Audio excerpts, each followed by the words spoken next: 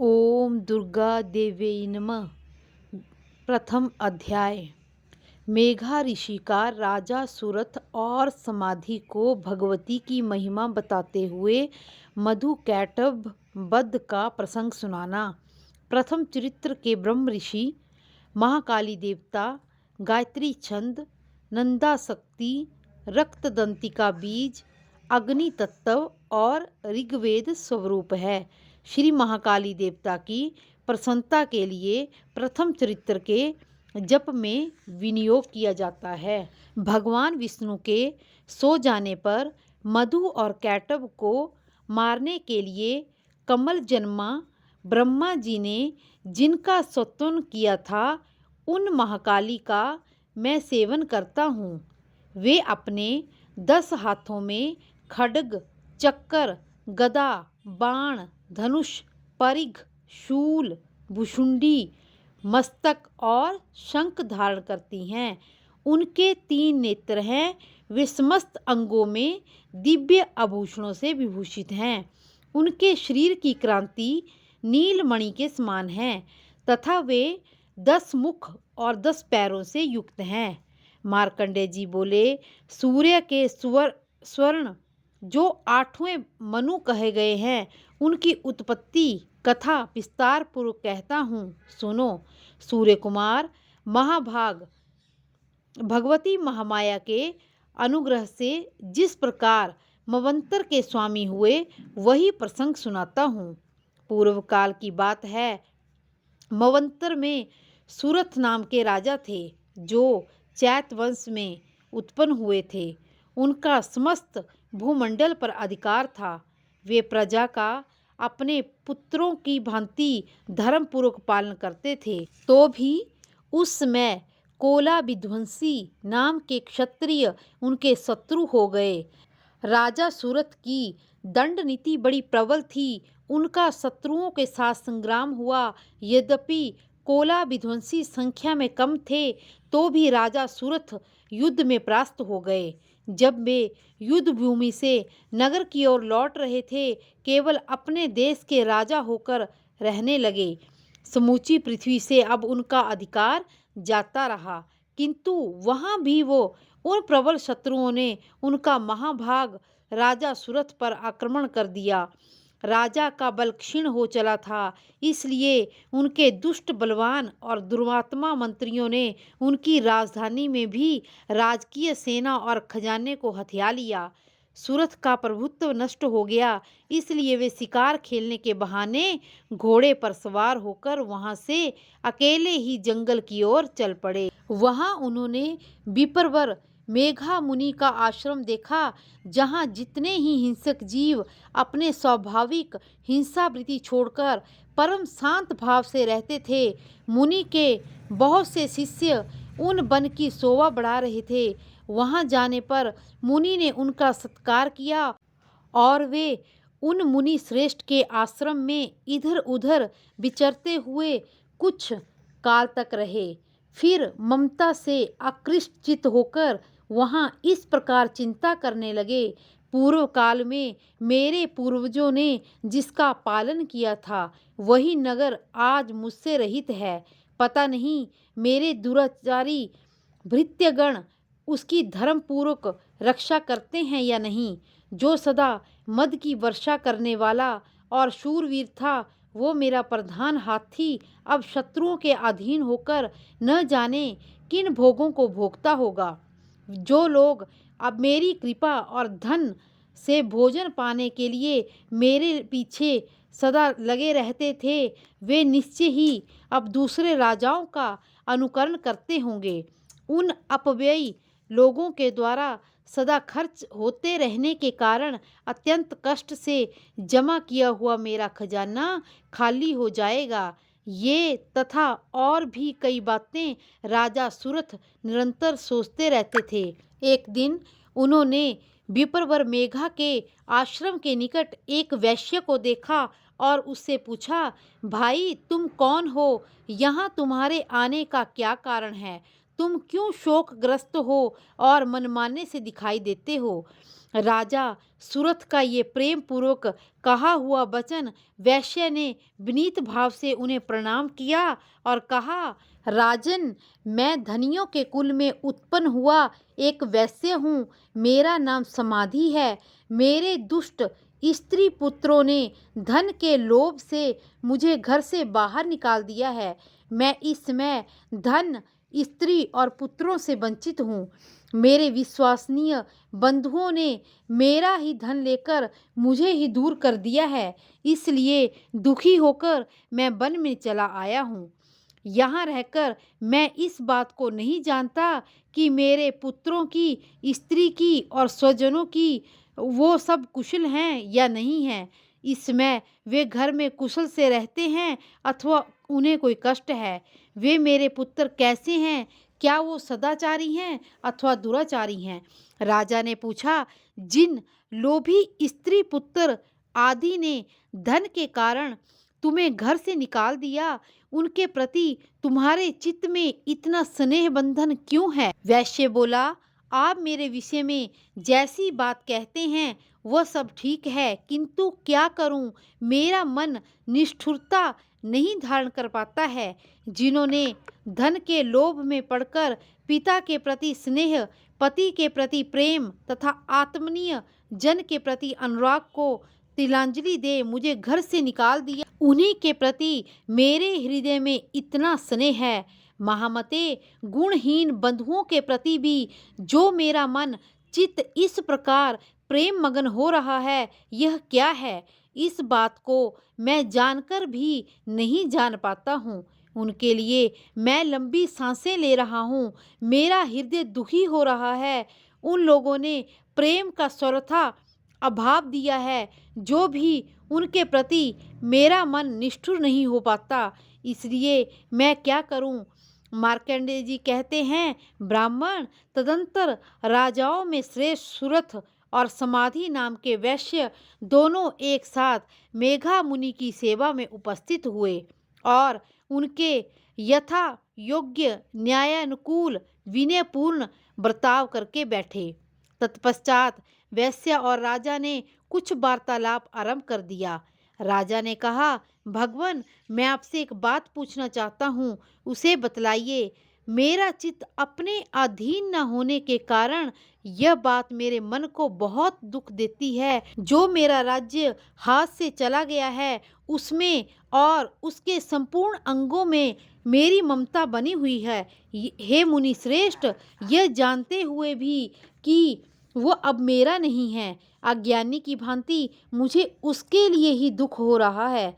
यह क्या है? इधर वो वैश्य भी घर से अपमानित होकर आया है, उसके पुत्र स्त्री ने इसे छोड़ दिया है, स्वजनों ने भी इसका परित्याग कर दिया है, जो भी ये उनके प्रति अत्यंत हार्दिक स्नेह रख रहा है। इस प्रकार यह तथा मैं दोनों ही बहुत दुखी हैं, जिसमें प्रत्यक्ष दोष देखा गया है। उस विषय के लिए भी हमारे मन में ममता जनित आकर्षण पैदा हो रहा है। महाभाग, हम दोनों ही समझदार हैं, तो भी हमारे मन में यह मोह क्यों पैदा हो रहा है? यह क्या है?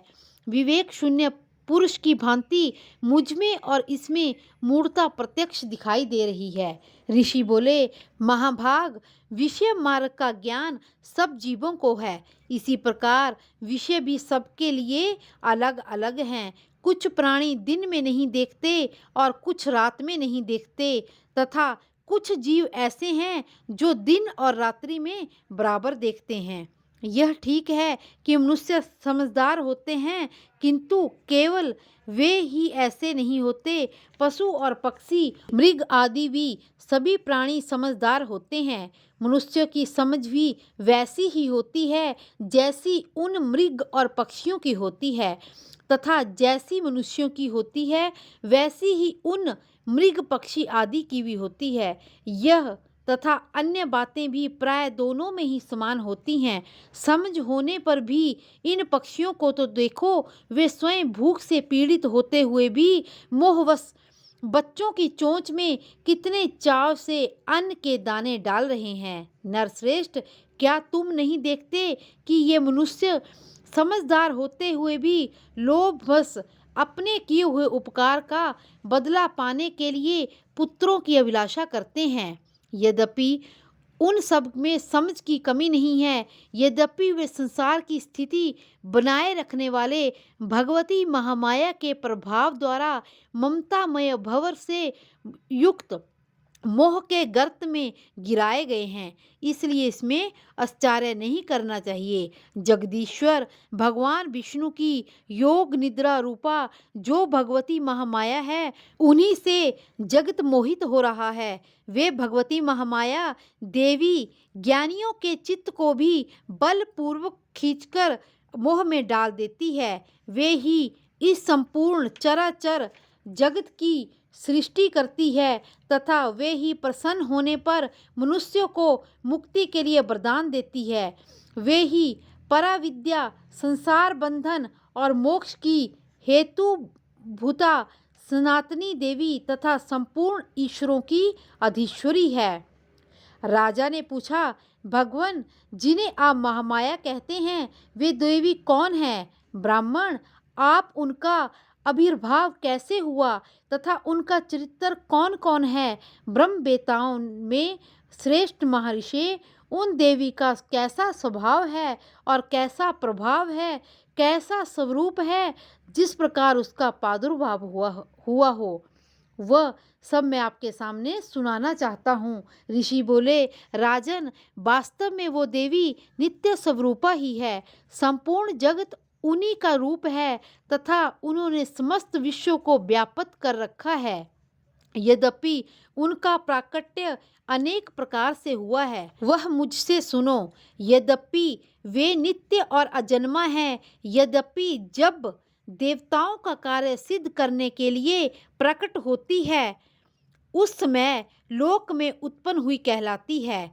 कल्प के अंत में जब संपूर्ण जगत एकार्णव में निमग्न हो जाता है और सबके प्रभु भगवान विष्णु शेषनाग की शैया बिछाकर योग निद्रा का आश्रय ले रहे होते हैं, उस समय उनके कानों के मैल से दो भयंकर असुर उत्पन्न हुए जो मधु और कैटव के नाम से विख्यात थे।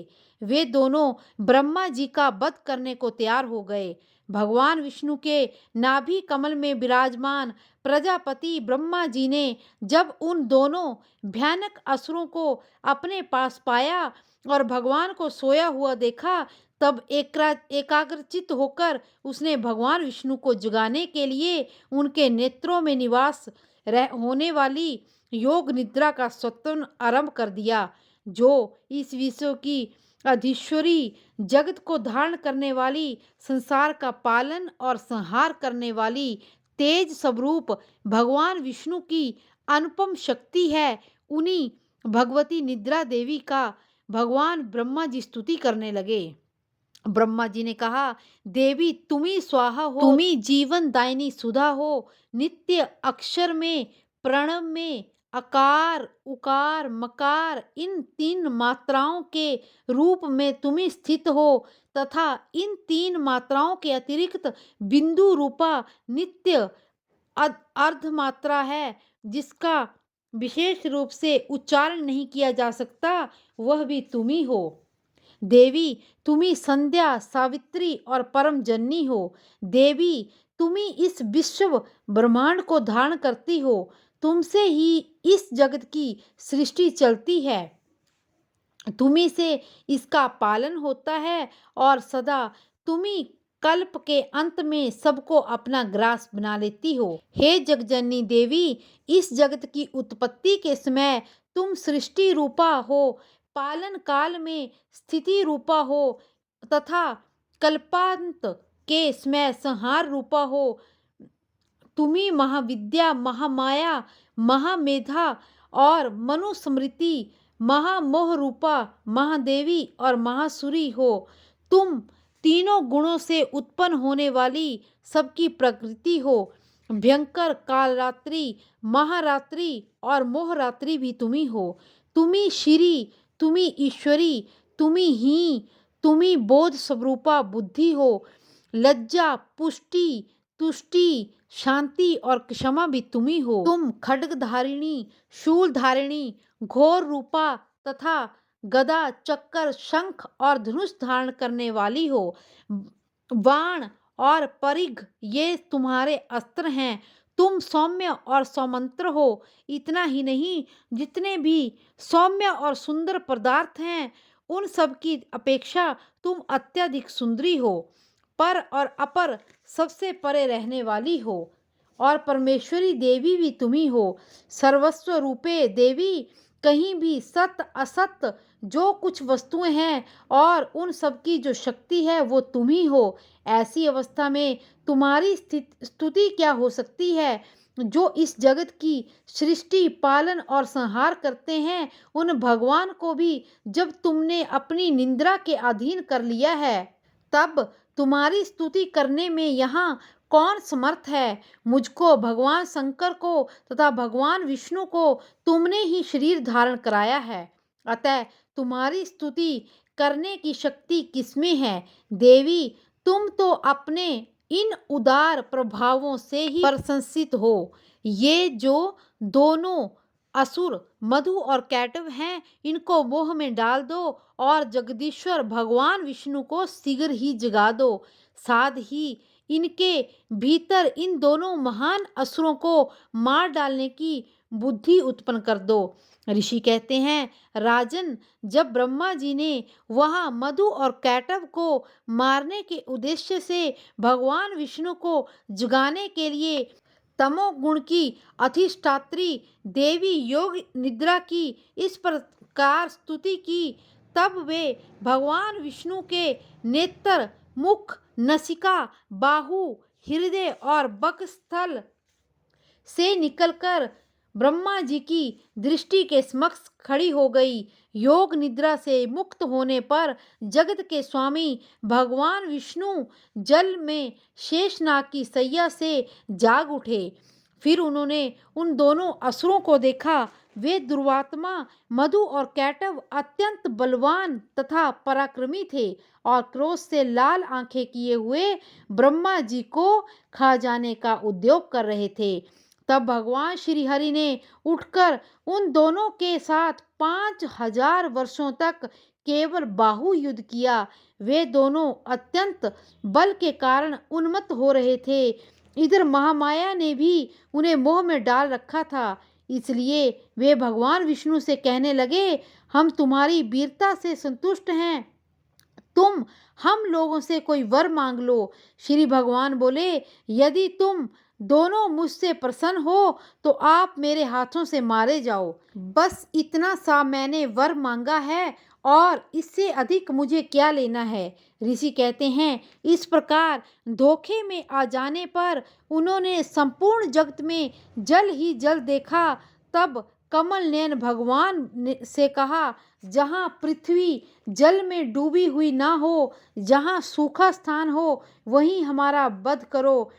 ऋषि कहते हैं, तब तथास्तु कहकर शंख, चक्र, गदा धारण करने वाले भगवान ने उन दोनों के मस्तक को अपनी जांघ पर रखकर चक्र से अलग कर दिया। इस प्रकार ये देवी महामाया ब्रह्मा जी की स्तुति करने पर स्वयं प्रकट हुई थी। अब पुनः तुमसे उनके प्रभाव का वर्णन करता हूँ, सुनो। इस प्रकार श्री मार्कंडेय पुराण में सार्वणिक मवंतर की कथा के अंतर्गत देवी महात्म्य में मधु कैटव वध नामक पहला अध्याय पूरा हुआ। ओम दुर्गा देवी नमः।